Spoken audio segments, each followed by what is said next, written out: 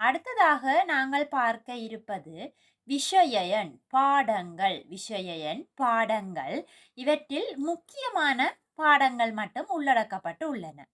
தெமள தெமள தமிழ், இங்கிரீசி இங்கிரீசி ஆங்கிலம், கணிதய கணிதம், வித்யாவ விஞ்ஞானம், ஆகம சமயம், இதிகாசய வரலாறு, சௌக்கிய சாரீரிක අධ්‍යාපනය சுகாதாரம், දෙවන சிங்கள இரண்டாம் மொழி சிங்களம், பூகோள வித்யாவ புவியியல், பிராயோகிக தாக்ஷணிக குசலதா செயன்முறை தொழில்நுட்பம் பிடிஎஸ், ஜீவன நிபுணதா புரவெசி அத்தியாபனய குடியுரிமை, சித்திர சித்திரம், நெட்டும் நடனம், சங்கீதய சங்கீதம்.